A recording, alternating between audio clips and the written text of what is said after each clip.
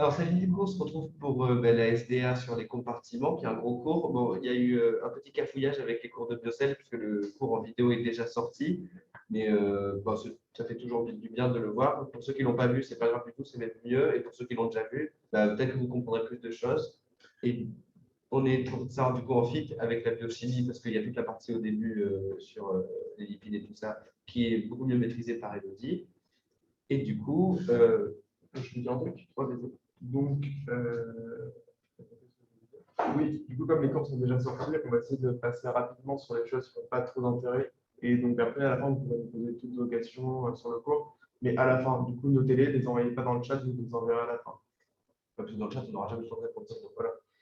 Du coup, on va commencer avec la structure et la biosynthèse, ensuite le transport vésiculaire, l'endocytose, les lysosomes, et on termine avec les mitochondries. Donc, le noyau. Ça, cette image, vous l'avez déjà mise à la toute rentrée pour ceux qui s'en souviennent et qui étaient déjà là. Donc, le noyau est délimité par une double membrane, interne et externe, qui s'appelle du coup l'enveloppe nucléaire.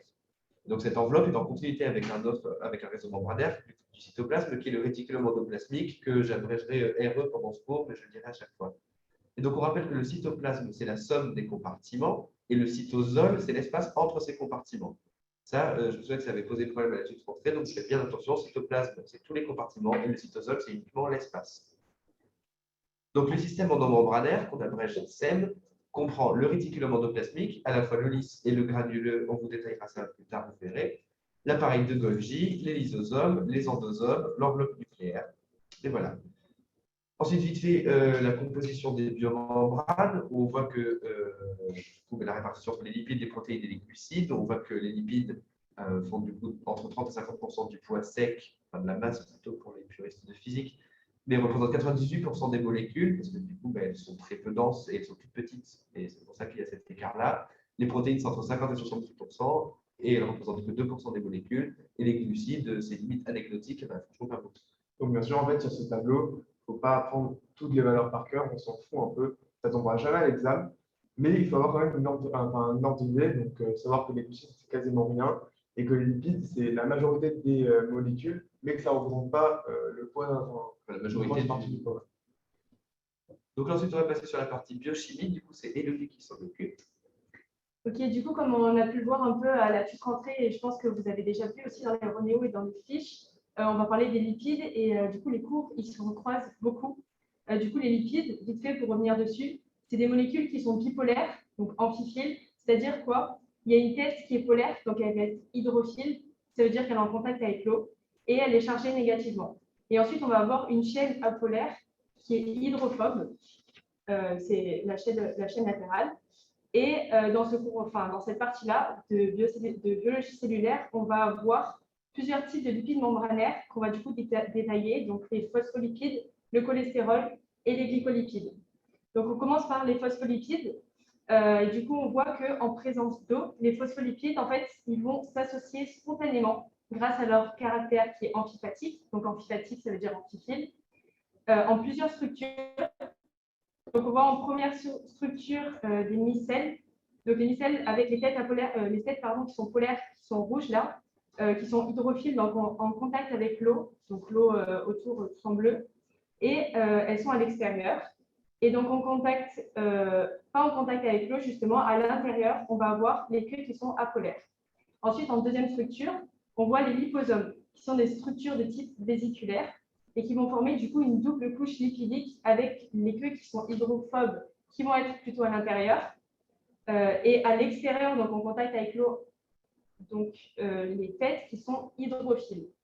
Donc jusque-là, c'était vraiment un récap de ce que c'était les lipides.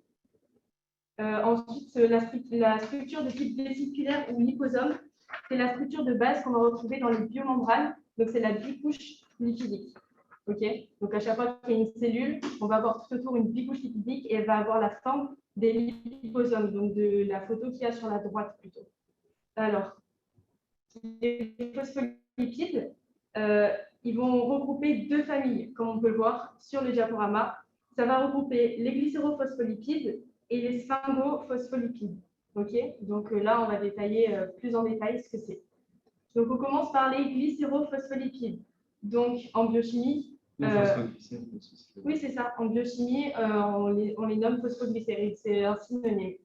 Donc, on a premièrement le glycérol. On a le glycérol qui est.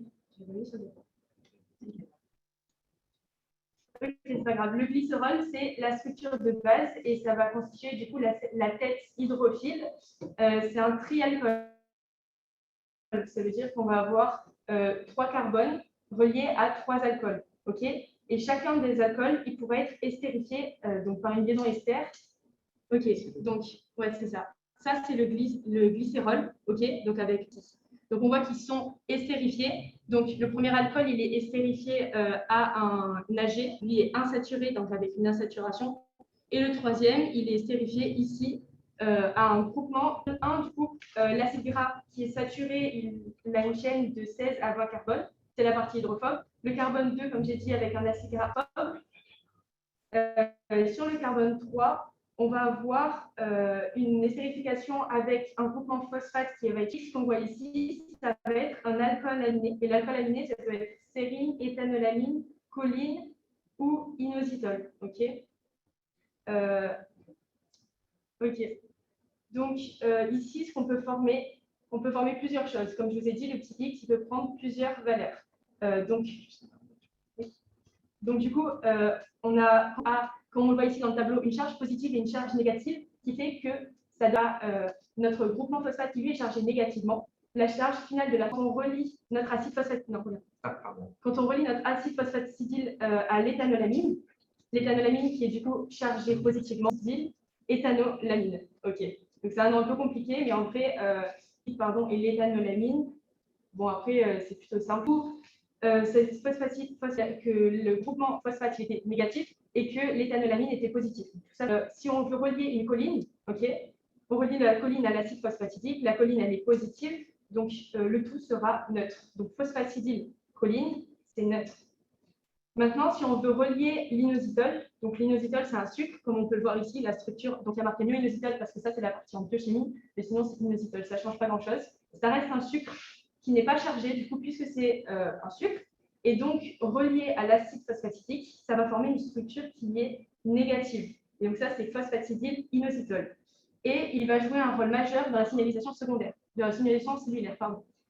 Donc, ensuite, pour revenir vite fait sur les acides gras, donc sur le carbone 1, on a un acide gras qui est saturé, c'est-à-dire qu'il ne possède pas de double liaison, ok, et il va être solide à température ambiante. Et les membranes plasmiques, elles contiennent plutôt des acides gras saturés. Sur le carbone 2, donc on avait un acide gras insaturé, donc qui possède des insaturations, des doubles liaisons. Et on va plutôt retrouver ces acides gras insaturés dans la membrane cytoplasmique et ça va faciliter la fluidité des membranes. Donc pour conclure, en gros, sur les phosphoglycérides, c'est une classe très importante de molécules et il constitue à peu près 35% du poids total des lipides des membranes des hépatocytes. Ok, maintenant on va passer sur les sphingophospholipides. Donc, on est toujours dans les phospholipides. Donc, ici, ce qu'on a, c'est un squelette dérivé d'alcool aminé, la sphingosine. Okay, donc, ça, c'est une sphingosine avec une partie hydrophobe et une partie qui est hydrophile, donc la tête qui est polaire. Cette sphingosine, elle possède une double liaison en C4. Ok, donc là, c'est pas marqué, mais en gros, c'est le carbone 4. Voilà, c'est ici. Et en fait, ce coude, ça va permettre de se couder dans les membranes, de faire un coude dans les membranes. Sur OH. Et au niveau du carbone 2, on a une fonction amine. Pas se tromper. Du coup, comme je l'ai dit, au niveau du carbone 1, 2 et 3, on va avoir la partie hydrophile, donc polaire, qui va être au contact avec l'eau. Le carbone 2, du coup, où il y a, oui, c'est ça. Le carbone 2, où il y avait l'amine, il va réagir avec un acide gras pour former une liaison amide. Ok, comme il y a voilà, sur le diapo, et ça forme une céramide. Okay, donc sphingosine plus un acide gras sur le NH forme un céramide. Ensuite, accroché à cette céramide, on va faire un au niveau de l'OH, donc de l'alcool, on va estérifier un phosphate, et sur le phosphate, on va estérifier une choline. Okay, donc là, ce qu'on voit, c'est qu'on a une phosphocholine accolée à l'OH du carbone 1, plus notre céramide. Et tout ça, ça donne une sphingomyéline. Ok, c'est un peu compliqué, mais en vrai, non, ça passe. Du coup, les sphingolipides sont une classe très importante de molécules puisqu'ils constituent à peu près 20% du poids total des lipides des membranes plasmiques des hépatocytes. Donc, on avait vu tout à l'heure que les glycérophospholipides, c'était 35%, et là, les sphingophospholipides, c'est 20%. OK. Maintenant, on passe au cholestérol. Donc ça, c'est la structure du cholestérol. Il est composé du coup d'un noyau polycyclique, comme on le voit ici. Il est rigide. Il est composé aussi d'une queue hydrocarbonée, donc on le voit juste en haut. Voilà, et tout ça, c'est extrêmement hydrophobe, bien sûr. Et on a une petite tête qui est polaire, qui est le OH, donc qui est en rouge, sur les diapos. Et là, c'est hydrophile. Du coup, le cholestérol, il est donc amphiphile, avec une partie hydrophobe et une partie hydrophile. Le cholestérol est très important chez les animaux et il va constituer du coup 17% du poids total des lipides des membranes plasmiques hépatocytaires. Il peut être utilisé aussi comme marqueur de la membrane plasmique lors de fractionnement cellulaire, puisqu'il est très peu présent dans les organites ou organelles, c'est synonyme. Et il intervient dans la fluidité et la stabilité mécanique des membranes. Okay. Le cholestérol il va s'insérer dans la bicouche lipidique. Il s'intercale en fait entre les molécules. Dyl-inositol, GPI. Donc le GPI, il va être formé de quoi? D'un phosphatidylinositol. OK. Donc, c'était ça, l'acide phosphatidique. Et à la place du X, du coup, on a l'inositol qui était le sucre. Donc, comme on vient de voir, il est négatif puisque le sucre était neutre et que l'acide phosphatidique, lui, il était négatif. Et ce phosphatidylinositol, lui, il est lié à une protéine. OK, PI, on les appelle encre GPI parce que les deux acides gras, ils vont être dans la bicouche lipidique. Autour, on a l'acide gras qu'on voit en jaune, il va rouler un peu autour de la qui est accolé du coup à l'inositol. Je ne sais pas si c'est clair. Je crois qu'on a une photo juste après. Tu l'as Non. Ok, c'est pas grave. Elle y sera. Sinon. Ah, non.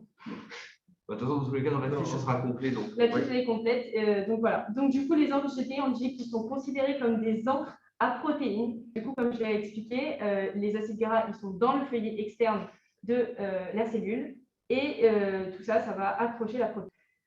Et ça, c'est la surface des biochimie. Je ne sais pas si vous avez des questions, on peut les poser maintenant, les questions. Oui, alors sur la partie structure, donc si vous avez des questions, c'est maintenant. Et là, du coup, si vous avez des questions maintenant sur la structure, ce que je viens de faire, posez-les direct chat, sinon il y a le forum exactement. Giorgio, est-ce que tu vois les questions ou pas? on les voulait Oui, moi je vois. Toi, tu les vois? N'hésitez pas, hein, parce que après, on ne pourra pas y répondre. C'est fini. Oui, c'est fini les lipides, enfin. Et oh, c'est bien les lipides, ok? Mais en vrai, là, tout ce que j'ai fait. Alors, tu peux répéter.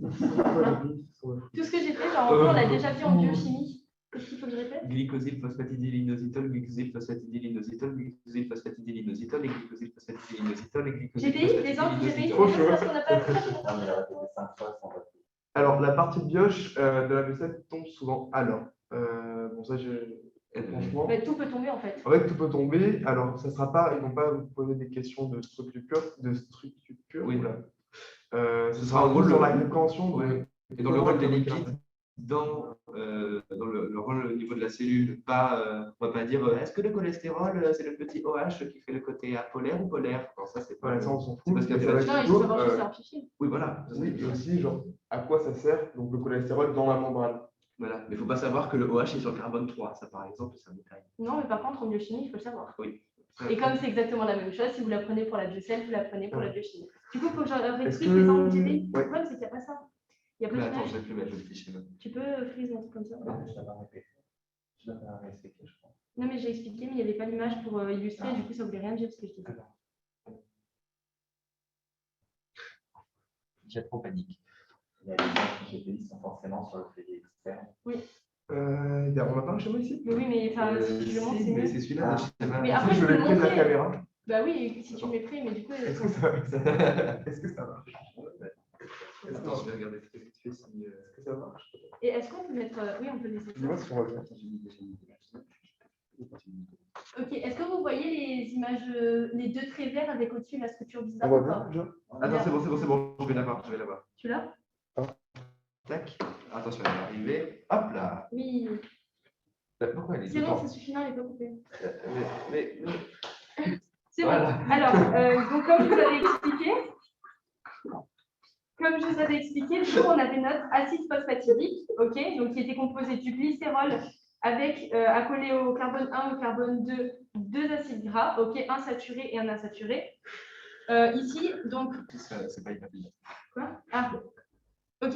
Donc, on a nos deux AG ici, nos deux acides qui sont sur le feuillet externe. Donc, comme on le voit, lipidique, ok, de la double A, notre groupement phosphate. Le groupement phosphate, du coup, Oui, il est dedans. il est dedans, il est compris dedans. Il est relié, comme j'ai dit, à l'inositol. L'inositol, on a dit, c'était un inositol égale oligosaccharide pour ici. Du coup, notre encre oligosaccharide, oui, mais c'est l'inositol, qui est relié avec les deux AG qui sont dans le feuillet externe de la membrane. Ce qui fait que, vu que les AG ils sont reliés, que tout est lié, des liaisons ester, plus vous avez votre cellule avec votre membrane, et ce qui attache votre protéine à votre cellule, c'est ça, c'est la phosphatidyle inositol. Ok, c'est l'encre GPI. Du coup, il faut tout savoir. Bah oui, il faut tout savoir. Hein, c'est comme dans tous Non, vos mais cours. d'accord, Hein. Non, mais Et est-ce que tu peux réexpliquer les liposomes? Attends. Ah, pour la double couche. Ouais, les liposomes. Je reviens sur le diapo. Donc, acide phosphate. Ça, Ah, oui, ça. Du coup, ouais, c'est. Ah non, du coup, l'acide, il n'est pas dans la membrane, il est au-dessus. Parce que c'est les acides gras qui sont dans la membrane, ils sont reliés. Mais qu'est-ce que. Je sais pas, c'est plus gros. ok, c'est pas grave. On voit la structure des liposomes en bas, donc c'est le cercle avec l'eau à l'intérieur et l'eau à l'extérieur. On voit les petits points rouges. Les points rouges, c'est les têtes qui sont hydrophiles. Ok, donc elles vont se mettre en quinconce. Je ne sais pas comment dire. Donc on va voir la tête. Regarde, on va voir la tête qui est hydrophile ici en rouge avec sa queue qui est juste derrière. Ok, et de l'autre côté, donc on va voir une autre tête d'un autre lipide avec sa queue qui est à l'intérieur comme ça. Donc ils vont se mettre En tête bêche. en tête bêche, c'est ça, queue à queue, et les queues à l'intérieur et les têtes à l'extérieur, puisqu'ici on a de l'eau. Attends, madame, tu vas trop vite, ça s'affiche pas. Ah, Non, mais je pense que c'est ma connexion. ok, donc là c'est considéré comme l'extérieur, enfin comme l'intérieur, mais dedans il y a de l'eau.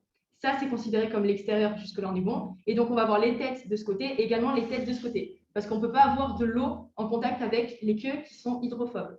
Et ça, c'est la structure d'une bicouche lipidique. Bicouche parce que bizarrement il y a. Ah ben non, si. Si, parce qu'il y a deux couches, ouais, c'est ça. Oui. Il faut noter aussi que là, du coup, là où il y a marqué l'eau ici, nous, c'est les le- composants de la cellule. C'est le milieu intracellulaire. Oui, mais il peut y avoir des particules d'eau, ce qui fait que les lipides ne peuvent pas être en contact avec. Enfin, la formule de Il y a plus de questions sur la partie structure?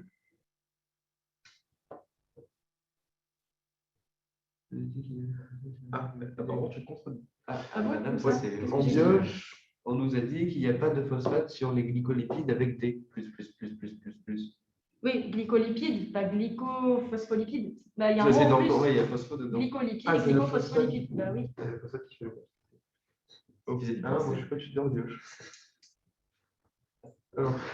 Alors, si vous avez plus de questions sur ça. Oui, puis dans tous les cas, s'il n'y a jamais y en a qui vous viennent après, vous les gardez en tête ou vous les mettez sur le forum. Ok. C'est bon? C'est bon, Bah, j'ai fait les. Bon, et bien parfait. Ben, merci la Bonne bioche. idée, hein. Merci la bioche d'être venue, hein, c'était super.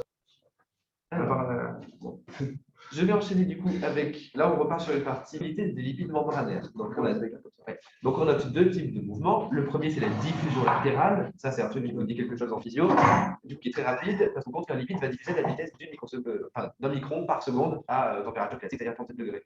Et le deuxième mouvement, c'est le flip-flop, dont je vous ai déjà parlé à la tutre rentrée. Et du coup, je vais réexpliquer, mais c'est toujours bien expliqué, qui est du coup une réaction de passage d'une couche à l'autre. Donc, le flip-flop. C'est des enzymes qui contrôlent ce passage de lipides d'une couche à l'autre, donc soit vers l'extérieur, soit vers l'intérieur. Et on a du coup le feuillet externe avec du CH2+ et de l'ATP, et on a la flippase qui permet le flip-flop du feuillet externe vers le feuillet interne. Donc pour vous en souvenir, je vais donner de manière mnémotechnique, floppase, il y a O comme dans out, et flippase, il y a il y a I comme dans in. Du coup, floppase vers l'extérieur, flippase vers l'intérieur. Et ce qu'on peut noter aussi, c'est que sur le côté extracellulaire, on a une richesse en phosphatidylcholine et en sphingomyéline, et que sur le côté intracellulaire, donc le côté cytosolique, c'est la même chose, on a une richesse en phosphatidyléthanolamine, phosphatidylsérine et phosphatidylinositol. Et je n'ai pas de moyen mnémotechnique à part que ça fait ESI ou ESI, comme vous voulez, mais juste souvenez-vous-en vite fait, ça peut être pas mal. Voilà. C'est moi là? Oui. Non. Et puis La si, frontaine. regarde, Et t'as pas fait la semblance? non. Tu veux la faire? Il faut pas la faire. Ah, tu l'as pas mis dans la dipo? Non. Ah, d'accord. Tu peux faire pareil que. Je reviens sur la petite image. Ah oui, c'est la même. Eh oui. Pour revenir à ce qu'a dit Milan avant, du coup, on n'oublie pas que si la phosphatidyliserine, elle, il ne faut pas qu'elle soit sans fil externe. Donc là, du coup, un moyen pour les lipides de bouger, c'est ce qu'on appelle la scramblase. Du coup, en fait, c'est un mouvement qui est passif puisque ça ne nécessite pas d'ATP, mais ça nécessite quand même du CA2+. Et en fait, c'est juste un passage d'un lipide qui était sur le fil interne vers le fil externe. Tout ce qui est dessus. Et donc, voilà, très bien. Le rôle du coup des lipides membranaires. Donc le lipide membranaire, il va avoir plusieurs rôles. Donc, la structure de la membrane, donc, comme vous en doutez, la mobilité des cellules, parce qu'on a vu donc, que le cholestérol va pouvoir. Doucement. Non, c'était avant. D'accord. Oh, ça va super. Ok. La déformabilité des cellules, ce qu'on a vu, donc, que le cholestérol il pouvait rigidifier ou fluidifier la membrane en fonction de la température et des conditions donc, dans laquelle il est. Donc, ça va être utile aussi pour la motilité, en plus donc, des protéines qui vont jouer un rôle donc, sur le transport. Les transports membranaires et les protéines, et donc la transduction des cellules extracellulaires. Donc ça va être, les lipides, ils ne contribuent pas énormément sur ça, ça va surtout être le rôle des protéines. Ouais. Mais ça, on verra ça. Enfin, du coup, vous verrez ça dans le cours, du coup, sur la signalisation. Donc les membranes biologiques sont essentiellement faites. Oula, pourquoi il n'y a pas de diapo? Ah ben. Parce que le diapo s'est arrêté de fonctionner. Et qu'est-ce que. Ah, D'accord. on a la batterie. Monsieur Ahmed. Attends, On l'a prévu. relance ton partage. Et oui, mais justement, je n'y arrive plus.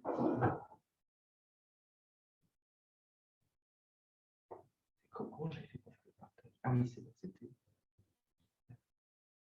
C'est pas ça? On va pas relancer. Non.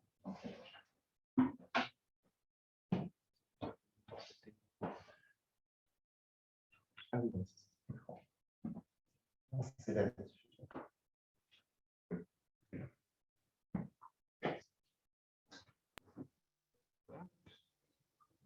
alors, du coup, on a été où? Juste après. Ah oui, c'est vrai. Voilà, ici. Voilà, donc alors, les membranes biologiques sont en fait donc, de lipides, mais aussi de protéines et de protéines spécifiques. Donc ça va être tout ce qui est protéines transmembranaires qui vont être associées aux membranes du coup et qui sont aussi importantes. Quoi? Pour les fonctions du membrane. Pour les fonctions des membranes. C'est pas tout à fait comme ça que je dis. Voilà. Mais c'est pas grave. Donc, on a différentes classes de protéines transmembranaires. Donc, les protéines qui sont périphériques, elles sont donc indirectement en association avec la bicouche. Donc, c'est comme on a vu sur l'encre, en fait.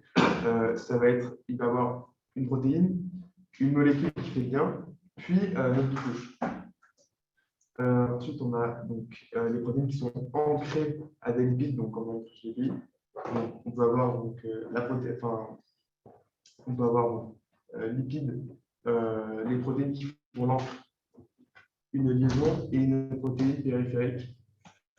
Et les protéines intégrales de membrane transmembranaire, ça peut être tout ce qui est échangeur, les pompes, et je ne suis pas fil de biophysio, mais Oui, bon, globalement, c'est tout ça. voilà, c'est surtout les transports transmembranaires.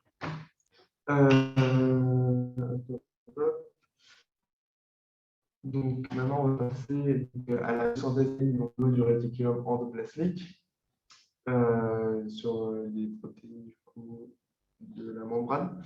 Donc les protéines, donc C'est les protéines pour se trouver dans les membranes, donc doivent suivre une route particulière au niveau de leur biosynthèse, et donc ça, c'est ce qu'on va détailler maintenant. Donc, et c'est le réticulum endoplasmique qui capture les protéines à partir du cytosol. Et donc, on voit là, par exemple, je vous ai mis une petite image que je vous ai mise en bonne qualité. Normalement, de toute façon, si vous ne voyez pas très bien, vous le verrez plus tard, enfin, sur le diapo. Donc, on voit les différents feuillets membranaires, donc les uns à côté des autres. Et surtout, ce qui nous intéresse ici, c'est les points sombres qui tapissent ces feuillets, parce que ça, c'est des ribosomes. Et donc, ils sont à l'origine de l'appellation donc, de réticulum endoplasmique granuleux, parce que ça fait comme des petites granules. Et ces ribosomes sont du côté cytosolique de la membrane du réticulum endoplasmique. Et ces ribosomes ont pour fonction de traduire un ARNM en protéines. C'est vraiment, retenez-le bien, réticulum endoplasmique granuleux, il traduit l'ARNM en protéines. au niveau de... Au niveau du réticulum endoplasmique. Pardon. Oui, voilà. Oui. Donc, on a deux populations de ribosomes, donc ceux qui sont liés au réticulum endoplasmique, donc pour les protéines membranaires, et les ribosomes libres pour toutes les autres protéines, donc celles qui sont traduites dans le cytosol. Bon, il n'y a pas vraiment de différence. Je vais essayer de remarquer. Non, je ne l'ai pas marqué. Ok, donc il n'y a pas vraiment de différence. C'est Si, les ribosomes ont la même structure. c'est exactement les mêmes, sauf que ça va dépendre de là où c'est. Mais c'est les mêmes globalement. Et ça dépend de la protéine qui est en train d'être synthétisée. Oui, voilà, ça descend. Voilà. Donc maintenant, on va rentrer plus en détail donc, sur les étapes de la synthèse des protéines transmembranaires. Donc, lorsque la protéine est en train d'être traduite, il apparaît une séquence signal qui adresse la protéine au réticulum endoplasmique. Donc, les protéines, les protéines qui sont destinées à être dans la membrane ou dans le système endomembranaire auront une séquence qui va dire qu'elles sont faites pour la membrane ou le système endomembranaire. Ça va être reconnu. Donc, ça va être reconnu. Attends, vas-y, continue. Ok, donc ça va être reconnu. Et donc, ça va permettre que notre codon soit attiré, notre codon il va être attaché au ribosome, et le ribosome, du coup, une fois que la séquence aura été lue, elle va s'accrocher au réticulum endoplasmique pour former le réticulum endoplasmique granuleux. Ce que j'ai dit juste après. Sauf que...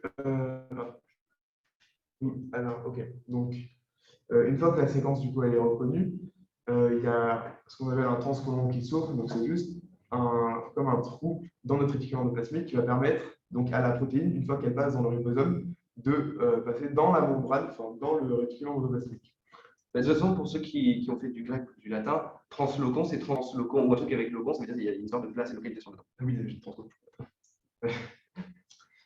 Peptidase. Peptidase. Oui, peptidase. Ah oui. Donc en fait, on va juste enlever la séquence qui a permis de faire rentrer donc, la protéine dans le réticulum endoplasmique. Et au bout d'un moment, ce qui va permettre d'arrêter que et donc la protéine ne peut plus traverser puisqu'elle est emprisonnée dans le réticulum endoplasmique. Et donc en fait, elle est fixée avec l'extrémité N-terminale du réticulum endoplasmique et l'extrémité C-terminale. Après, il y a d'autres cas. Donc la partie séquence finale. Et donc ce ribosome va rester un ribosome libre et va déterminer la synthèse de la protéine dans le cytosol. Et parfois, la protéine ne contient pas la séquence stop signal, mais intégralement dans la lumière et donc sera détruite. Donc il faut savoir l'intégrité de notre cellule. Donc si le gène n'est pas parfait, si le transcrit n'est pas parfait, pour éviter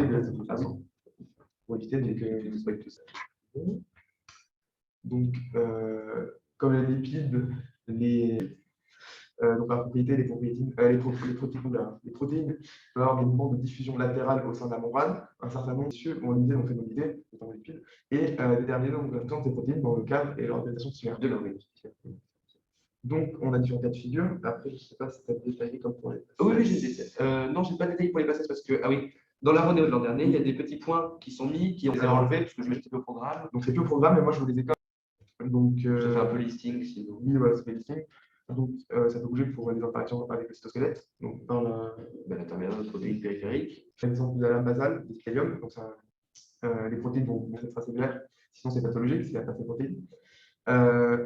Donc, il y a aussi, toujours pour prendre l'exemple des cellules épithéliales, donc l'interaction des protéines dans les jonctions d'adhérence entre les cellules. Les rhamnolipidiques aussi. Et donc, toujours avec les cellules épithéliales, donc des jonctions serrées. Hop. Alors, petit point pathologique. Donc, l'interaction avec le cytosquelette, ça c'est moi qui le fais. Comme ça, je vois si vous avez bien retenu ce que je vous ai dit pendant la dans les émulations, les transporteurs d'anions transmembranaires sont associés à un microfilament d'actine par les protéines périphériques. Il y a des maladies comme, du coup, ça je vous l'ai mis en exemple, il y en a d'autres. C'est pas, enfin, juste retenez qu'il y a une myopathie qui, par l'absence de dystrophine, ça on n'en a pas parlé, et qui est une protéine, peut-être, il me semble. Donc, il associe au cytosquelette les récepteurs pour les molécules de la MEC. Voilà, c'est juste ça. Ça, c'est un petit point pour votre culture G. Toujours sympa. Oui, voilà. Petit radiolipidique, on va un petit peu détailler dessus, parce que ce n'est pas forcément très simple à comprendre. Donc, ce sont des plaques de bicouche, pour faire très simple. Donc, qui sont riches en cholestérol, comme on l'a dit, on peut dire aussi en glycosphingolipides sur le feuillet interne et en protéines GPI sur le feuillet externe. C'est redondant, mais il faut bien que ce soit. Enfin, c'est les caractéristiques de. Je ne peux pas simplifier. Et donc, ce sont des structures qui sont bien définies, qui ont un diamètre moyen général de 50 nanomètres. Ça aussi, c'est juste pour que vous fassiez une représentation mentale, c'est pas Par contre, 50 nanomètres, c'est énorme à l'échelle. truc. Et donc, les radiolipidiques, c'est formé dans l'appareil plus tard, ne vous inquiétez pas. Et ces radios donc, ont une fonction très importante de la signalisation cellulaire. Ça, normalement, et donc en permettant une concentration et une oligomérisation aux petites parties, en faible, enfin en peu de parties. Voilà. Et on passe Donc, maintenant, on va passer donc, à la deuxième grande partie de nos cours, qui est le transport vésiculaire. Donc, le flux vectoriel permanent, c'est un déterminant essentiel donc, dans la vie de la cellule. Le système endomembranaire, en fait, il détermine le flux membranaire vectoriel permanent. Ça signifie donc que le système va permettre de transporter le réticulum endoplasmique vers différentes destinations suivant la fonction des protéines. Donc, c'est un ensemble qui est dynamique et on va pouvoir faire plusieurs types de flux. Là, je vais juste un peu détailler. Donc, tout ça, ça veut dire quoi? Ça veut dire que dans votre noyau, il va y avoir donc, la transcription donc, des gènes qui vont donner donc, les codons. Puis, ça va être traduit dans le cytosol, et dans la cellule, où donc, d'être externalisée. Elle va d'abord passer donc, dans le réticulum, puis dans le Golgi, etc. D'où le transport permanent. Et ça va permettre donc, la maturation. Ça, on verra un peu plus tard. Donc, ce flux vectoriel, puisqu'on va vers l'extérieur. Il y aura d'autres phénomènes dans la cellule, mais globalement, c'est dans la plupart des cas, c'est une voie de sécrétion. Donc la direction de ce flux, comme je vous l'ai déjà dit, c'est ce qu'on l'appelle antérograde, ce qui va vers l'avant. parce qu'il y a vers l'avant, apparemment avec rétrograde, donc quand ça rentre dans la cellule. Donc le transport antérograde, donc ce flux de protéines qui va dans le réticulum endoplasmique, donc grâce à la séquence signal. Et donc ça va sortir du réticulum endoplasmique une fois donc, la synthèse de la protéine effectuée, puis ça va permettre la maturation des protéines. Voilà. Et donc, à la sortie de l'appareil de Golgi, et ça va être important, elles se retrouvent face à un carrefour. Donc, elles ont plusieurs possibilités. Soit elles vont vers l'extérieur, c'est l'exocytose. Alors attention, parce qu'on va poser des questions. Aller vers le milieu extracellulaire, c'est dans tous les cas, on expulse de la cellule. Ensuite, ou alors elles peuvent tout simplement rester dans la cellule et se diriger vers les endosomes, ou alors être dégradées dans les lysosomes quand elles sont mal formées. Comme ça, on le verra après dans la partie sur les lysosomes. Donc, le transport rétrograde. Donc là, du coup, c'est l'inverse. Ça vient en dehors de la cellule et ça remonte. Non, ça sera plus tard, d'accord. Parce que j'avais parlé du Golgi, donc par là. Donc, des molécules de l'extérieur peuvent être amenées à l'intérieur de la cellule, dans les endosomes, par les processus d'endocytose. Donc, l'ensemble de ces mouvements est déterminé par des relations entre les compartiments du système endomembranaire par l'intermédiaire des vésicules. La vectorialisation, donc c'est des mouvements membranaires, ces mouvements sont rétrogrades, donc c'est-à-dire qu'il y a des déterminants moléculaires spécifiques permettant d'orienter la formation et la direction des vésicules. Donc pas les mêmes protéines, pas les mêmes manteaux qui vont entourer nos vésicules pour chaque trajet. Donc cela, c'est un compartiment de l'air. Le transport de ces vésicules et du transporteur. Et de l'orientation. Voilà. Alors, avec les microfilaments et les micro. Et donc la fusion donc, de la vésicule au niveau du compartiment accepteur. Donc quand on passe donc, du réticulum endoplasmique au Golgi, donc il y aura un manteau qui va entourer donc, notre protéine, qui sera spécifique au réticulum endoplasmique. Puis il y aura les moteurs du cytosquelette qui vont l'amener jusqu'au compartiment suivant. Et le compartiment suivant aura des récepteurs qui vont permettre de reconnaître le manteau qui a été produit par le règle ou par le REL, et qui va permettre donc la fusion dans le compartiment accepteur. REG-REL, c'est réticulum endoplasmique granuleux, il s'en précise parce qu'on est dépassé par les sigles. Et donc toutes ces étapes, donc évidemment, comme d'habitude, vous connaissez la chanson, chaque fois qu'on a un processus, il est évidemment hyper régulé, et les déterminants moléculaires spécifiques, donc pour déterminer du coup la directionnalité dans le flux. Et donc en général, c'est des protéines qui sont membranaires qui vont conférer cette directionnalité, et le contenu luminal, donc vers la lumière, du compartiment peut se retrouver dans les vésicules et être déversé dans le compartiment accepteur. Jusque-là, tout va bien. Et donc, ces vésicules formées, elles vont être entourées d'un manteau de COP2, du Golgi, pour arriver dans le trans-Golgi, où il y a encore le carrefour. Au niveau du coup de oui, là, on va avoir les trois parties différentes. Alors, du coup, je encore ta blague. Donc, le contenu de ces vésicules peut avoir donc, plusieurs destinations qui peuvent être plusieurs destinations de sécrétion. De sécrétion donc, qui peuvent être constitutives. Donc, elles sont juste relâchées. ou des sécrétions qui sont régulées. Donc, ce sont des études particulières dont la fonction de la membrane plasmique va être régulée par des signaux calciques. Je vais vous le donner vraiment. On a par exemple donc, dans les cellules du pancréas la synthèse. De l'insuline. Oui, de l'insuline. Je trouvais pas le mot. Ah, Donc, on va avoir la synthèse de l'insuline dans les hépatocytes, dans les cellules du pancréas. Et on ne veut pas donc, que cette insuline soit sécrétée tout le temps. Donc là, ça va être une sécrétion qui va être régulée. Ça va sortir au fur et à mesure en fonction des retours et des et à la sécrétion constitutive, on a par exemple les vacuoles muqueuses qui sont exfiltrées à chaque fois. Ça, c'est en continu tout le temps. Du coup, on va passer donc, au manteau du flux rétro et sur le flux rétro. Oula. Donc, du coup, le flux rétrograde, il va être déterminé aussi par des manteaux différents. Donc là, c'est comme 2 sur ce flux. Et pour la formation des véhicules au niveau de la membrane plasmique. On a aussi donc, cette directionnalité. La trine, c'est aussi ce qui sera donc, utilisé pour la sécrétion régulée. Du coup, ce n'est pas sur le diapo, mais pour la sécrétion. Alors moi, pour retenir ça, je me disais que là, pour une secrétaire un peu stricte, du coup, c'est régulé. Donc en fait, le bombardement des véhicules est entraîné donc, par l'assemblage de plusieurs. Donc, lors du passage dans chaque transducteur, des modifications par une série par différents dans des compartiments. Et d'une type de modification de manière post-traductionnelle. Donc, après la. Alors, donc, ces modifications, elles peuvent être granuleuses. Donc là, ça fait un peu lisse. Donc, ça ne tombe pas sur les différents types de modifications. Donc, en vrai, est-ce qu'on détaille c'est un petit peu. Non, ça c'est la bioche. Ça, c'est pas notre domaine Oui, de voilà. compétence. Du coup, on va vite passer sur ça parce que ça ne sert à rien. Donc, il y aura toujours des protéines ou l'assemblage. Ouais, et donc de différentes protéines. Et non spécifiques. Quoi? Du coup, pour les modifications enzymatiques, on a celles qui sont spécifiques de l'accrochage de sucre en N-terminal ou en C-terminal, donc à ce moment-là, ou alors protéolyse de la protéine, donc juste lyse. Et du coup, ça, voilà, ça vraiment, c'est juste, enfin, faut le savoir vite fait, il n'y a pas d'explication pure et dure, c'est juste comme ça, et puis c'est tout. Hop, donc les points de contrôle. Donc, certaines de ces protéines vont être mal battues, particulièrement endoplasmiques. Il y aura un point de contrôle pour savoir donc, si la protéine elle est bonne. Toujours dans le même esprit que pour les protéines membranaires. Si elle est mal traduite, on va essayer de l'éliminer pour éviter que ça cause des torts à la cellule. Et donc, généralement, lorsque la protéine est mal repliée et qu'elle reste un certain temps mal repliée dans les lumières, elle est expulsée du réticule. Changer de place. Voilà. Et donc se retrouve dans le cytosol où elle va être dégradée dans une structure particulière qu'on appelle le protéasome. Donc on verra plus tard les lysosomes. C'est un peu, ça va avoir un estomac particulier donc, pour ces protéines, c'est le protéasome. Donc le protéasome va dégrader cette protéine une fois qu'elle aura été marquée par l'ajout de petits peptides lubiquitine. Lubiquitine. Alors, donc la protéine, elle va être polyubiquitinésée. Donc là, on va venir s'intercaler entre les différentes molécules donc de notre protéine. Qui va faire les différents acides aminés.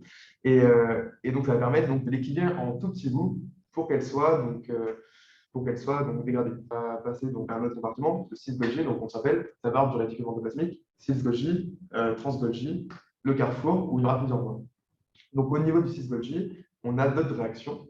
Donc, la liste, je ne vais pas vous la détailler, on s'en fout un peu. Voilà, donc, il y a les oligosylation. J'arrive même pas à le dire. Oligosylation, protéolyse, addition sous sulfate et d'acide gras et modification de la chaîne oligosaccharique. Un peu moins vite, d'accord.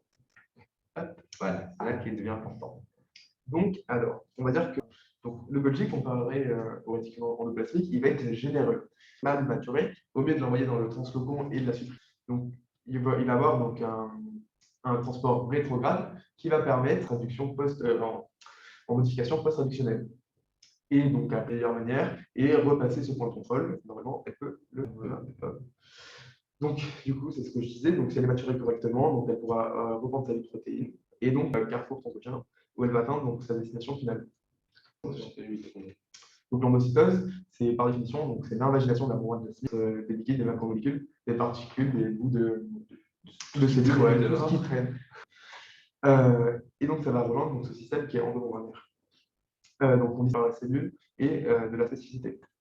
Donc, on peut retrouver la pinocytose. C'est un phénomène, en fait, ce sont toutes les petites invaginations qui vont permettre à la membrane, alors qu'il y a des cellules qui vivent très longtemps dans notre organisme et qui ne sont pas faites Donc, pour citer, elles vont devoir donc, renouveler leur organite ou leur membrane. Et donc là, dans ce cas-là, pour la membrane, je ne sais pas comment vous le montrer. Bah, En schématiquement, gros, ça rend ça, et donc toute cette partie, elle va être recyclée. Et elle va reconstituer des lipides.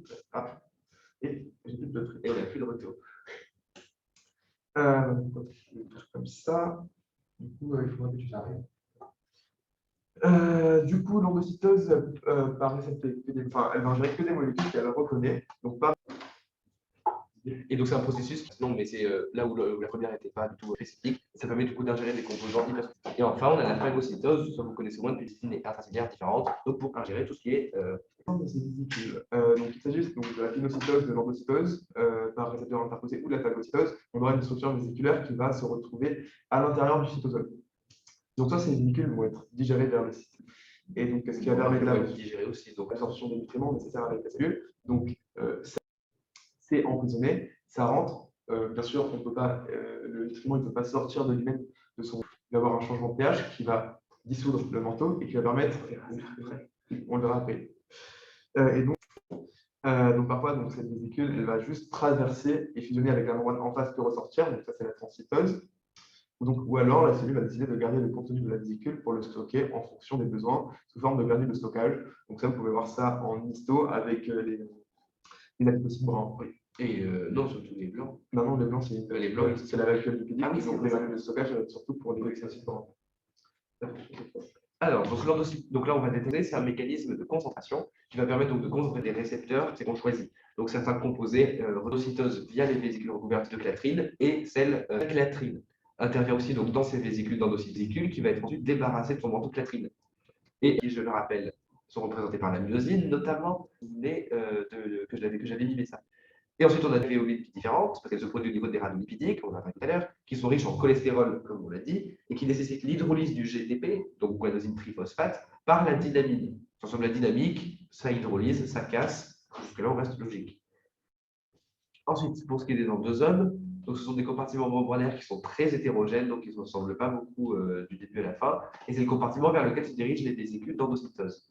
Et ces vésicules transportent des molécules prélevées au milieu extérieur, et donc c'est la voie principale utilisée par la cellule pour sa nutrition. Jusque-là, ça reste logique. De la même manière que nous, on met des trucs dans notre bouche pour que ça nous nourrisse, la cellule, c'est pareil, elle a un endroit spécifique pour se nourrir. Et donc, une partie du matériel, donc de l'intérieur de la vésicule, est transportée vers les lysosomes à partir des endosomes précoces, qui est ensuite... Donc, qui est ensuite par un transport vésiculaire rétrograde. Donc, rétrograde, je rappelle que c'est vers l'intérieur de la cellule, alors qu'antérograde, c'est vers l'extérieur. Donc, transporté vers les endosomes tardifs avec une diminution de pH intraluminal, donc c'est-à-dire que et progressive. Donc, c'est-à-dire que plus on avance dans la lumière, plus le pH diminue. Et donc, plus le milieu devient acide, ce qui est important pour digérer en l'occurrence.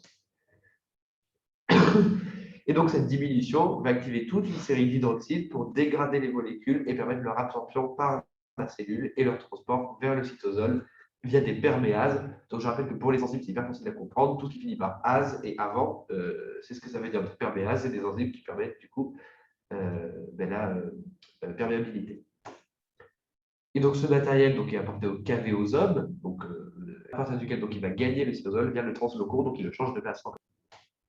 Et donc, il faut avoir à l'esprit que les endosomes sont un carrefour qui peut aussi recevoir des molécules provenant du transgolgi par le transport entre elles et vers l'extérieur. Et donc, en fait, Gigi, dans sa grandeur, donne des exemples. Et deux en plus. Donc, on va commencer donc, par l'endocytose du cholestérol.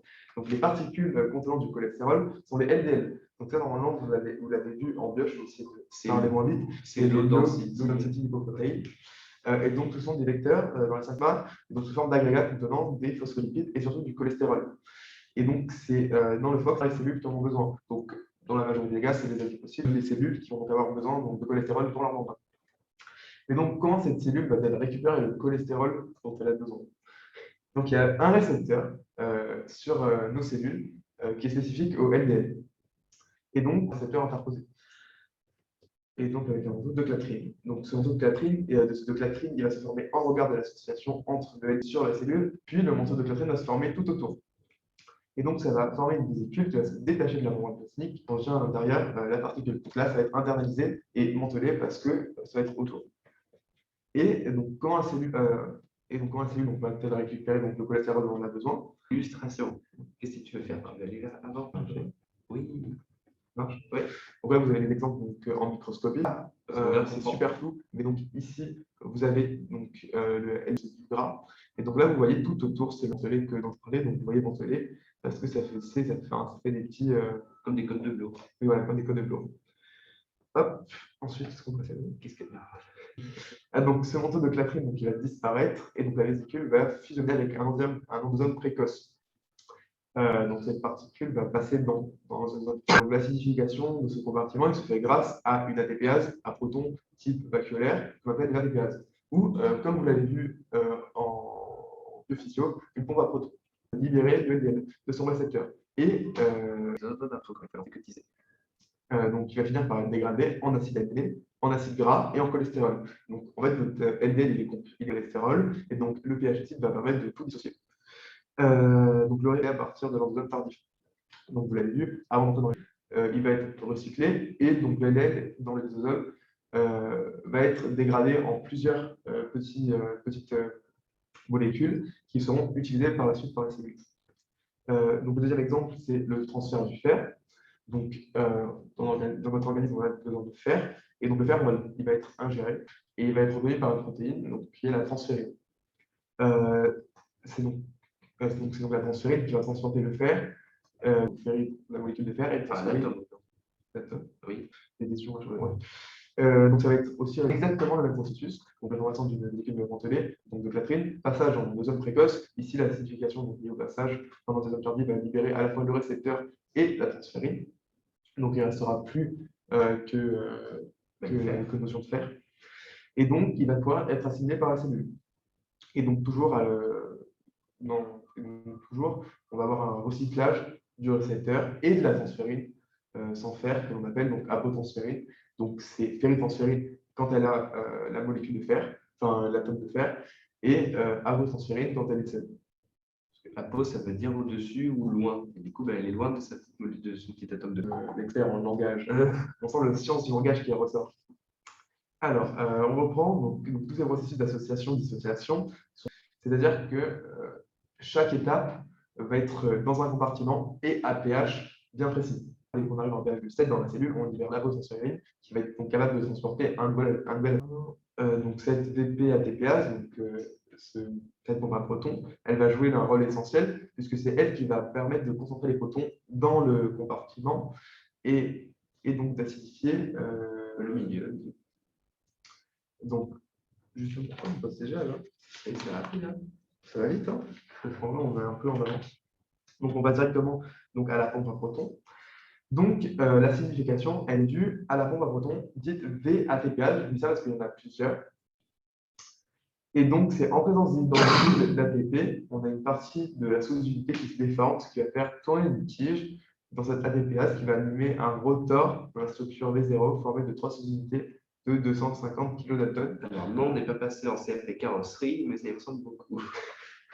Donc, tout ça, ça veut dire, en fait, tout ça, c'est juste la description de comment marche la pompe à protons, mais on s'en fiche un peu. En gros, il va y avoir un truc, je ne vais même pas l'expliquer en vrai. Ça va. Non, en fait, je ne sais pas l'expliquer. C'est un peu compliqué le fonctionnement des pompes. Ouais, bon, en gros, il faut redire En gros, ça va hydrolyser. Voilà. Quand on va hydrolyser l'ATP, ça va permettre de faire entrer un proton, mais le fonctionnement lui-même, on s'en fout. Voilà, c'est ce que j'ai dit. Donc, il y a des enzymes qui ont des structures très similaires, aussi dans la méthode, parce que vous suivez assidûment le cours de bioche, mais c'est l'usine énergétique de la cellule. Donc, on va vouloir Désolé. Donc, en fait, on va l'utiliser, mais dans le sens inverse. C'est quoi ça? On va faire tourner l'ATPase dans le sens inverse et donc produire de l'ATP. Donc, dans un sens, on hydrolyse les ions H+, qui vont donc rendre le pH, ça va être l'inverse. Donc, on va, à partir de protons, donc former de l'ATP. ATPase. Donc VATPase, c'est celle pour acidifier. Donc ça va être celle qui va produire des protons. Et donc la VATPase, ça fait vrai ATPase. Du coup, elles vont acidifier le système. Hop. Donc les VATPases, elles présentent de nombreuses homologies à l'ATP. Et on a aussi une notation dans le sens inverse. Donc on a reçu le fonctionnement plus précisément. Et on va passer donc. Là, je vais un petit récap sur. Ah, c'est un petit récap, oui, d'accord. c'est plus facile. La DPase, donc dans les membranes des compartiments du système endomembranaire et sur la couche lipidique, mais pour d'autres raisons, et dans la membrane vers le compartiment qu'on doit acidifier. Et c'est donc un transport qui est actif. Et dès qu'on va contre le gradient de concentration, à part quand c'est provoqué par un mode qui est actif, Oui, mais sinon, c'est du transport. sinon c'est du transport actif. Et donc la DPase, donc elle par contre c'est spécifique aux mitochondries, ça produit de l'énergie Oxydative notamment, que vous verrez. ça c'est pour ça. Oui, il faut. Ouais, mais il carré, hein. Comme tu veux. Ah non, mais c'est l'important. Oui. Donc, oui, bon, c'est de particules de grande taille, donc des débris cellulaires, ou des bactéries, des cellules âgées infectées, ou un mécanisme de nettoyage ou de défense de l'organisme. Donc, il n'y a que certaines cellules, enfin, toutes les cellules peuvent le faire, la phagocytose. Donc, c'est Oui, les macrophages, les polynucléaires neutrophiles et éosinophiles. Voilà. Donc là, on se rappelle de mon cours sur l'apoptose. Donc, on va avoir la création de corps apoptotiques. Mais il ne faut pas que ça reste dans une phagocytose. Donc, comme des grands bras, donc là, vous l'avez déjà vu de toute façon au collège au lycée, géré tard. Et c'est là où on passe à la transition sur les lysosomes. Oh là là. Hop. C'est très bien ce dans la force. Un organisme cellulaire présent. Donc, D'habitude, mais pas comme tout le monde. oui, donc vous verrez que les hématocytes, il n'y a rien dedans. Globalement, il n'y a pas de noyau, il y a le transfert de l'oxygène. Donc, ils forment un compartiment membranaire de morphologie hétérogène, puisque ça va dépendre de ce qu'il y a à digérer. Donc, ça peut être entre 0,05 micromètres et 0,5 micromètres, Donc 10 fois plus grand. 10 fois plus grand. Ça va vraiment dépendre de ce qu'il y a à digérer. Et ça aussi la particularité d'être le compartiment le plus acide de la cellule, donc le pH qui est au maximum de 5 et qui va descendre jusqu'à 3,5. Et donc, c'est pour cela qu'on assimile un peu à l'estomac de la cellule, aux molécules biologiques que l'on peut rencontrer. Donc, ce sont des hydrolases qui dégradent les molécules en fonction des molécules dégradées. Elles ont des différents nucléases pour les acides nucléiques, les protéases pour les protéines, les lipases pour les lipides. C'est pas la chanson, c'est facile à construire. Donc, c'est ASE. Donc, les enzymes, toutes ces enzymes ne sont pas ne sont actives qu'à pH acide. Donc, les enzymes qui vont permettre donc, de dégrader les composants ne sont actives qu'à pH acide.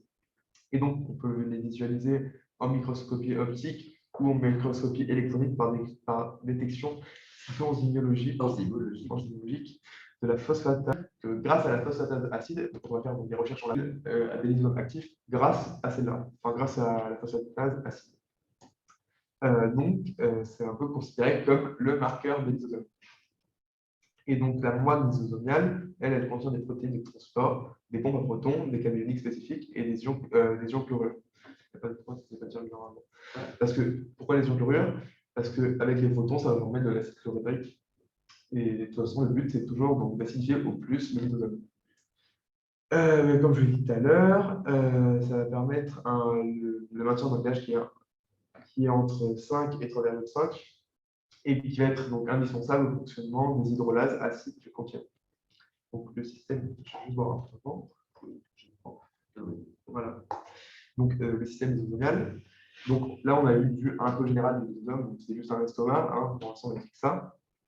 Et donc là, on va rentrer plus en détail. Donc déjà, il y a 3 portes d'entrée pour les molécules à dégrader, qui sont donc l'endocytose, donc on l'a déjà vu, le phagosome, on l'a aussi déjà vu, et l'autophagie. Donc l'autophagie, je ne vais pas encore détailler, on va le détailler tout de suite. Donc littéralement, ça veut dire se manger de l'intérieur. Et donc en fait, ça permet à la cellule de renouveler de manière continue ses organites régulièrement pour son bon fonctionnement. Donc c'est comme pour la pinocytose, comme on entend, on va devoir régénérer leurs organites de temps en temps par autophagie. On va multiplier, et donc ça se produit par encerclement de l'organite à éliminer. Ne dit jamais quoi? Réticulum endoplasmique, Ah, qu'est-ce qu'il y a? Ça va trop vite? bah, Oui, c'est moi qui suis pas au bon moment. On est là. Oui, alors. C'est que l'autophagosome a 2 membranes. Oui, voilà, j'ai fait ça. C'est pas marqué. Oui, du coup, il faut quand même le préciser. Par exemple, c'est bizarre. Bon, c'est pas grave. Attends. Ah, mais tu reviens dessus après. Non, attends. On parle après, dans tous les cas. Donc la mitochondrie ne fait pas comme pareil de réticulum endoplasmique, puisqu'elle a une double membrane. Et ça, on le verra après de toute façon. Ah oui, c'est ça, c'est ce qu'on a. Donc c'est un peu comme pour l'endosome primitif et tardif, précoce et tardif matériel. Donc c'est juste en gros la vésicule. Et ensuite, les différents lysosomes primaires vont fusionner entre eux et vont acidifier leur milieu pour former les lysosomes secondaires. Et c'est là où il y aura donc, toutes les réactions de Moritz. Donc le système lysosomial, dans les cellules, c'est l'essence. Donc, c'est des centres. Donc, il peut avoir la formation de corps résiduels. On l'a vu, normalement, vous l'avez vu dans le cours. Et donc, ce sont des vacuoles qui proviennent des phagolysosomes ou autophagolysosomes. Donc là, c'est compliqué, mais en gros, lysosome et phago pour dire que le contenu donc, du lysosome a été, non, ça vient donc d'un phagosome ou d'un autophagosome, ou de l'autophagie. Dans lequel on persiste des résidus non digérés par les enzymes lysosomiales. Et donc, dans les cellules sénescentes, tout n'est pas digéré. C'est une des caractéristiques de ces cellules. Et donc, les résidus peuvent être de deux types, donc, les figures myéléniques et les lipofuscines. Et donc, ce sont des résidus qui résultent donc, de l'oxydation enzymatique des lipides. Donc ça, c'est un peu compliqué, c'est hyper compliqué, mais ça ne fait pas. Non, j'ai essayé de regarder ce que c'était tout à l'heure, mais j'ai pas bien. Enfin, c'est oui, c'est complexe, c'est ça qu'on va jamais. Juste retenez le nom, mais retenez figue, miel et fuchsia, et ça ira très bien pour se souvenir que c'est les figures myéléniques et l'hypophyse. Alors, un petit point très stratégique. Je fais les choses. Je vais tout faire. Ah, mais attends, c'est moi qui fais. Non, tu veux venir avec ça? C'est moi qui fais. Oui, c'est pas moi qui fais. Alors, du coup. Donc, l'anomalie enzymatique du enzyme contenue dans le lysosome peut être responsable d'une maladie. Il suffit qu'une seule enzyme soit défaillante dans le lysosome pour qu'il y ait une maladie. On en découvre souvent, parce qu'on est passé donc, de 20 maladies dans les années 90 à plus de 50 maintenant. Et c'est ce qu'on appelle donc, les maladies lysosomiales. Ça, c'est pas compliqué. Et donc, il s'agit donc de maladies qui sont quand même assez rares, mais qu'on peut rencontrer comme donc, la maladie de Gaucher. Et je ne détaille pas parce que c'est un peu compliqué. Voilà, c'est juste que si on ne digère pas tout, il y a des surcharges lipidiques et après ça crée des problèmes. On va dire que si le fonctionnement des lysosomes est atteint, on va avoir donc des carences, puisque on ne va pas pouvoir récupérer tous les nutriments qu'on récupère normalement, parce que genre, juste pour le cholestérol, si le lysosome est défaillant, on ne va pas pouvoir se permettre de la LDL et donc en bas de cholestérol et ainsi de suite. Et chaque maladie lysosomiale a une attente spécifique. Alors, je me suis ouais. Donc, on passe sur la dernière partie. Assurez-vous, c'est bientôt fini et après, vous pourrez poser toutes vos questions. Donc, on finit avec les mitochondries, mais on ne voit pas le côté. Enfin, c'est pas pareil qu'en biochimie, vous verrez, mais ça vous aidera à comprendre beaucoup de choses de la biochimie. Donc, mais je ne vois rien. Donc, cet organisme est évidemment très important et surtout multifonctionnel. Vous avez remarqué qu'il y a un peu le sens, c'est un peu la défense de la cellule, il y a tout qui se passe dedans. Et une des fonctions principales, évidemment, c'est la production d'énergie. Ce n'est pas la seule source, mais on note que c'est la source principale. Et dans une cellule, l'énergie chimique est contenue dans la liaison phosphate avec une molécule d'ATP essentiellement, ce que je vous avais expliqué à l'étude rentrée et ce que la biochimie doit sans doute beaucoup mieux expliquer que moi. Et la source de l'énergie n'est pas l'électricité, mais les mitochondries, bien que vous soyez des lumières. Et dans les liaisons moléculaires, proviennent des éléments. Oui, bah écoute, c'est bien. Et transformés en ATP. Et les mitochondries constituent donc la centrale énergétique de la cellule. Ça, cette phrase, vous l'avez entendue, vous allez l'entendre encore longtemps. Et la mitochondrie est un organisme dont la taille est de l'ordre du micromètre, c'est une toute petite, et son rôle physiologique est primordial parce qu'elle produit l'énergie sous forme d'ATP. Là encore, vous l'avez vu déjà, notamment avec la phosphorylation oxydative et surtout avec le cycle de Krebs. Et cette synthèse d'ATP provient donc de la phosphorylation oxydative. Pas de questions. La mitochondrie, d'un point de vue donc plus structural, et c'est ça qui va nous intéresser surtout en biologie cellulaire, parce que tout le côté biochimique, ça vous reste là-bas. Donc, c'est compensé d'une double membrane. Ça, vous l'avez un peu vu en biochimie, bien que vous n'avez pas bien compris. Alors là, c'est l'occasion de tout comprendre. Donc, la membrane externe et la membrane interne, évidemment, qui sont très différentes à la fois dans leur composition, mais aussi dans leur fonction. La membrane interne délimite ce qu'on appelle la matrice mitochondriale, donc l'intérieur, et la membrane externe. Donc là, en l'occurrence, elle est permanente à toutes les molécules de petite taille, inférieures à 10 kilodaltons. Ça, c'est aussi pas à prendre pour vous donner un ordre d'idée. Donc, grâce à la présence de protéines transmembranaires spécialisées dans le transport de molécules qu'on appelle les porines parce qu'elles servent de pores. Et elles transportent des anions, des cations, des acides gras, du pyruvate, des nucléotides, etc., Enfin, tout un panel de petites molécules. Et elles contiennent également des protéines qu'on appelle translocases qui sont des transporteurs plus spécifiques et spécialisés dans l'apport des protéines. Et la membrane interne, cette fois-ci, regardez ce petit schéma que vous avez déjà vu 1000 fois. Donc, elle est beaucoup moins perméable que la membrane externe. Elle se replie pour former de nombreuses crêtes. Ce que vous voyez là, hop, ici, des petits trucs qui dépassent, des petites dents là. Ce qui a pour conséquence, de la même manière que les capillaires sanguins ou les alvéoles pulmonaires, d'augmenter la surface totale. Plus on a de repli, plus on a de surface. Et donc, c'est sur cette surface que s'effectuent donc les réactions de phosphorylation oxydative et de production d'énergie.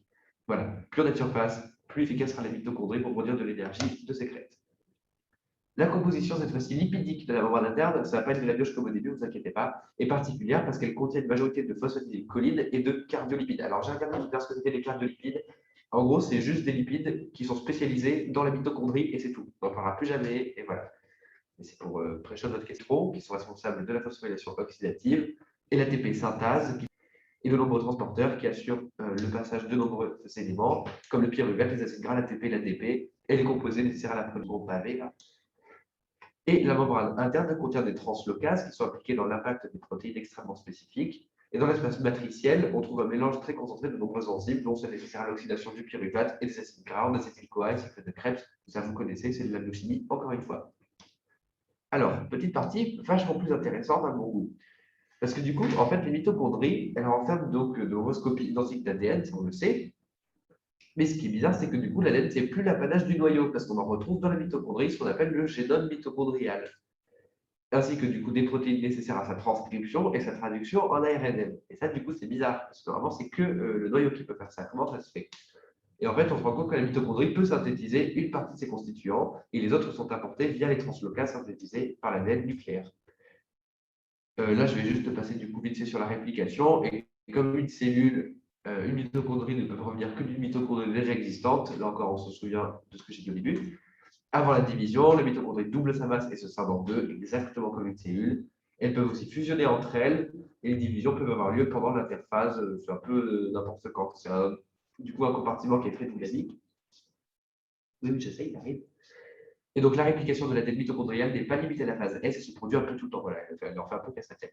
Et le nombre de mitochondries par cellule est régulé, là encore, par l'activité cellulaire. C'est-à-dire que plus une cellule est active, évidemment, elle a beaucoup de mitochondries, comme par exemple les spermatozoïdes qui doivent beaucoup avancer, alors qu'à l'inverse, une cellule un peu flasque, donc il y aura 3-4, elle est bien contente. Voilà, donc en fait, la modification des mitochondries, ça va être en fonction du besoin et surtout de quand c'est possible. Donc, quand on va vouloir répliquer notre cellule, c'est un moment où il y aura assez d'énergie pour la multiplication. On va multiplier les mitochondries, mais ce n'est pas précisément, donc c'est pas comme la phase S où on va forcément répliquer. Et donc, par exemple, donc une cellule musculaire au repos contient 5 à 10 fois moins de mitochondries qu'une cellule musculaire active en permanence. Voilà, ça vous donne un exemple. Et voilà, c'est là que ça devient intéressant. C'est que du coup, vu que la mitochondrie possède son propre ADN, c'est bizarre, parce que ça indique une origine exogène à la cellule eucaryote, c'est-à-dire qu'elle ne vient pas d'ici. Du coup, elle vient d'où? Et donc, en symbiose, c'est-à-dire, non, ça va. En gros, une endosymbiose, c'est comme une symbiose que vous avez vu en SVT sur le terminal, sauf que endo, ça veut dire qu'on a intégré la symbiose dans. Enfin, en gros, si vous voulez, la base, ça devait être genre une petite cellule, en l'occurrence, de protéobactéries, et au fur et à mesure de leur vie, la cellule a englobé du coup la petite bactérie. Pour ceux qui ne savent pas ce que c'est qu'une symbiose, en fait, c'est quand deux organismes vont s'aider l'un l'autre. Donc, dans tous les animaux, on peut prendre l'exemple du crabe et le crabe donc, nettoie l'oursin contre les attaques. Donc là, c'est pareil. Donc, la bactérie avait besoin donc, de la cellule, de la mitochondrie pour générer de l'ATP et de l'énergie. Et donc, elles ont fusionné par endosymbiose pour pouvoir. Et donc, du coup, sa taille, sa structure, sa composition rappelle du coup certaines bactéries. Ces composants en détail comme son ADN ressemblent à des ADN de bactéries en endosymbiose. Il semble du coup qu'au cours de l'évolution, l'ADN originel de la bactérie subit diverses modifications et perdu beaucoup de gènes qui ont parfois été transférés d'ailleurs dans l'ADN de la cellule hôte, donc en l'occurrence de la cellule eucaryote, parce qu'il y a des traces de gènes mitochondriaux dans les gènes du noyau. Maintenant, petite partie sur la synthèse des protéines mitochondriales. Donc, on a une partie qui est directement synthétisée par l'ADN mitochondrial faux, protéo toujours protéines, synthèse et mitochondriale dans les mitochondries. Mais ça correspond car des protéines différentes sont importées à partir du cytosol. Et les mitochondries sont distinctes du SEM, donc du système endomembranaire. Si j'aurais un seul qui me pose cette question sur le forum, je vous retrouve, je viens vous chercher et je vous imprime cette phrase. Et c'est pareil pour les. Vous l'avez déjà dit 400 fois, le système endomembranaire. Mais faites vraiment les protéines mitochondriales, donc, ont pour vocation de rentrer dans la mitochondrie, mais sont comme libre dans le cytosol, blablabla, bien sûr, c'est un peu tout. Et ces protéines donc, doivent être importées à l'intérieur de la matrice mitochondriale ou insérées dans la membrane mitochondriale. Il y a certaines protéines qui ont pour vocation de rejoindre le cell par la séquence signale. Il y a aussi certains déterminants de séquence, des protéines d'adressage mitochondrial. Ça, c'est juste pour vous dire que, grosso sorte, certaines sont localisées sur l'extrémité N-terminale et sont du coup qui est collé sur N-ter, notamment clac, coupé, voilà. Et même s'ils sont distincts des peptides sinueux du RE, du réticulum endoplasmique. Et les peroxysomes sont aussi un compartiment distinct du système endomembranaire qui a aussi ses propres. Le profil avec les passes, il ne développe plus les peroxysomes comme avec les passes. Voilà. Il faut juste retenir que c'est un peu une usine de détox. Ouais, c'est un centre de détox. Ouais, les on empêche de faire du yoga. Et donc, il doit être implanté. Et ces peptides sont tous différents. Dans le cas des peroxysomes, ces peptides sont localisés dans l'extrémité CTR des protéines et pas clivés. Donc, avant de finir, Ouais. on a fini là. Oui. Donc, j'ai le plan donc, un peu différent, pareil pour le texte par rapport au diapo. Donc, j'ai un peu bafouillé. Donc, laissez-moi maintenant. Sinon, on va passer aux questions. Dans tous les cas, on passe aux questions. Oui, dans tous les cas, on va aux questions. Soyez pas timide. Vous allez maintenant. Ça sera toujours mieux que sur le forum. Puisqu'on peut y répondre en direct. Les mitochondries font partie du sel sans que j'aille chez vous pour transformer toutes vos pattes en pâte alphabet et vous l'écrire. Bon. Donc là, s'il n'y a pas de questions, c'est-à-dire que demain, je vais tomber un sujet full compartiment et vous allez tous. De toute façon, on verra pour le lever. Hein. Alors, c'est qui a mis apéro? Attends. Pas du tout. Qu'est-ce Il que n'y a c'est pas que d'apéro. ça? Non, on se détend. Ça fait partie du Save sel. les mythos. Alors, non, Nico. Même s'il est, il est en passe, donc forcément, il est Alors, les nature. ne sont pas plutôt sur le truc externe, interne. Plus les ratas là-dessus, c'est possible. On ira vérifier et dans tous les cas, on rectifiera. Ah oui, forcément. Ça va avoir compris ce là. Forcément. Ah, regardez, je vais le mettre en violet. Là. Voilà. On tourne le. Vraiment, il n'y a aucune question. C'est un cours qui est super compliqué, même s'il est sorti en fin d'avance. Ça m'étonnerait que vous ayez regardé toutes les vidéos. Ils ont tout compris, ils ont 800 QI. Allez. Donc là, les 60, ils passent tous en P2. C'est un fait de Tim et Tom pour la mitochondrie. C'est quoi Alors, Tom, c'est lui, moi, c'est pas Tim. Je sais pas ce que c'est Tim et Tom. C'est comme le flip-flop, mais pour la mitochondrie. C'est des protéines de transfert pour la transcription. Alors, je sais pas quel pack d'été tu as eu, mais non, on va voir. Si c'est le pack d'été de 2008-2009, c'est possible qu'on en parle dedans. C'est dans la mitochondrie. Alors, est-ce que vous pouvez repasser sur les lysosomes? Alors, quel point des lysosomes? Parce que les lysosomes, c'est quand même une sacrée partie. Ouais, c'est un peu une grosse partie, donc si tu peux nous dire quelle partie des lysosomes, c'est super bien. Alors, pas d'apéro, c'est interdit, ça dépend si tu veux réussir ou pas. Hein. Ouais, c'est toi qui vois. Possible de réexpliquer Trans-Golgi et Trans-Loco. Alors. C'est un peu vaste la question.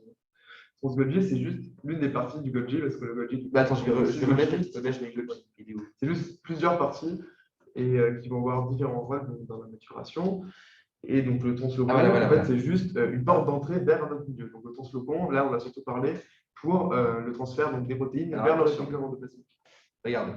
Donc là, du coup, on a notre petit réticulum endoplasmique granuleux qui débouche sur d'abord le 6 Golgi et ensuite Golgi. Mais en gros, si vous voulez, trans, 6 et tout ça, c'est juste une. C'est comme ça faire un petit circuit. Et vous savez, c'est comme en pioche, si c'est trans, ça dépend dans quel angle c'est foutu. Bon, là, ça doit être certainement la même chose. Si c'est directement dans le bon sens, trans, c'est dans le sens inverse. Comme le flag d'Arsenal.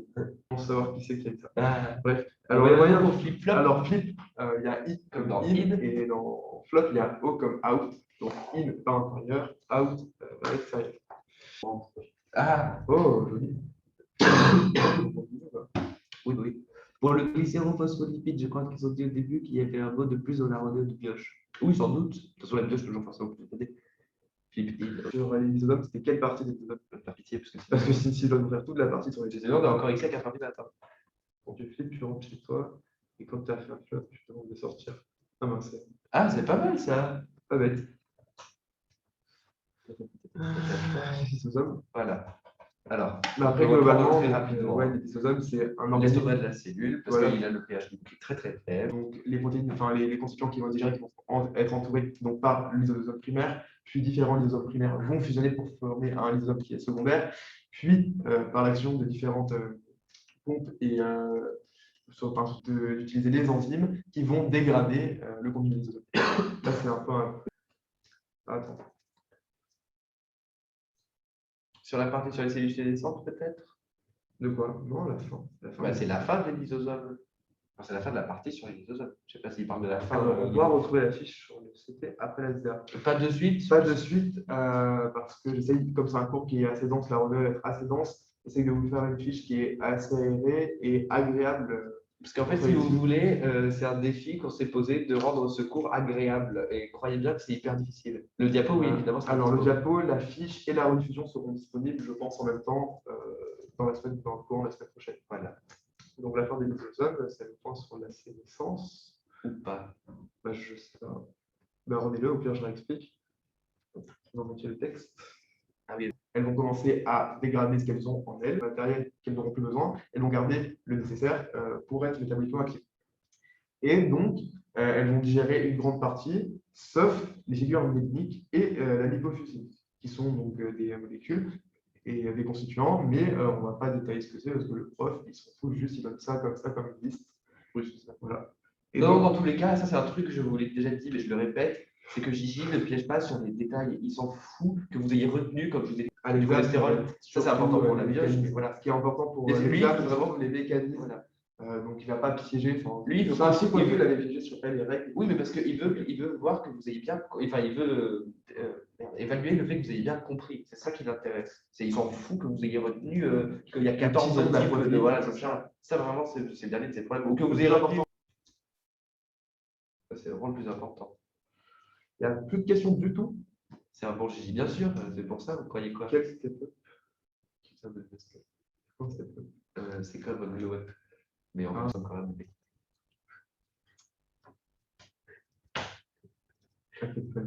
Ah ouais. Ça vient se passer. La journée. Hop. C'est clair. Pas de CT. Hop, alors. Il y a aucune sortie. Attends, je regarde un peu. Pour tes blagues. Donc là, vous avez tout compris, c'est sûr. Bon, bien, de toute façon, il y a toujours le forum. Hein. Vous savez, c'était pour ça. Il y a toujours le forum, là. Et sur la cellule. Ah bah oui. Évidemment. Voilà. Bon, par contre, on a du coup des meilleurs résultats maintenant. Ou de passion. On peut avoir notre concours prions Gigi tous les soirs. Mais évidemment, vous croyez comment on a réussi. Ne vous trompez pas de lien pour la séance utile de samedi. Ah, c'est ça. Ah oui, pourquoi il dit ça? Il faut connaître les exemples. Alors oui, les exemples, sur les listes, non, mais par exemple, il faut connaître le l'histoire transfert de du cholestérol ou le transfert du fer, c'est super important. Le fer, c'était tombé il y a 2 ans, il me semble. Possible. En détail, c'est comme d'habitude, c'est toute une question de fonctionnement et de compréhension. Il n'y a pas de, dans cet exemple, il n'y a pas de petits trucs que mettre à apprendre par cœur. Hein, voilà. Vraiment, il faut comprendre comment ça rentre, il faut par quel mécanisme, comment c'est digéré. Pour la biocelle, et c'est comme ça sur n'importe quel chapitre, à part peut-être encore que si, c'est sur quasiment tous les chapitres. C'est que vraiment, c'est toujours des processus, des choses qui se passent. Et du coup, pour savoir si vous allez déchirer la biocelle ou pas, posez-vous la question, comment on passe de pour revoir encore? Alors non, sur l'hypoprotéine. Sur le non, il ne va pas piéger, il ne va pas mettre l'hypoprotéine. Il ne va pas dire si c'est 300 kg Dalton, si c'est 200 kg Dalton, ça n'a non, ça n'a aucun intérêt pour lui. Par contre, là où il peut vous piéger, c'est style par exemple dans le réticulum endoplasmique ou entre le lysosome et un peroxysome, enfin des trucs comme ça. J'exagère un peu, mais l'idée c'est ça. De toute façon, les gens, c'est pas vraiment qu'ils sortent. Je dis d'études, mais c'est du coup, ça me concerne pas. Non, c'est pour samedi matin. Il faut bien faire attention de sélectionner votre filière. Mais c'est pas encore sorti. Non, c'est pour demain. Pour demain. Tous les vendredis. Donc, plus de questions. Si vous avez plus de questions, on va terminer la SDA. Elle parlait de projet de séance d'anticipation. Il en parle une après nous? Oui, c'est embryo, il me semble. Ah oui, c'est vrai. Et c'est la semaine prochaine, du coup. Bon. Et donc, oui, oui, non, en plus, c'est en présentiel, ils tournent en embryo. Quoi? Comment ils l'ont eu en présentiel? Du coup, ils vont louer un amphi pour 30 personnes. Quel calme, les gars, je suis sous le choc. Alors, Nico, l'année dernière, tu draguais donc, la tutrice de l'audio, maintenant c'est nous. Enfin, c'est pas. Oui, la pasteur. Voilà. Bon, du coup, s'il n'y a plus de questions C'est quoi le sel? Oh, Yamina, mais putain. Alors, Yamina, toi qui ne connais pas beaucoup la vaisselle, Bon. Ah,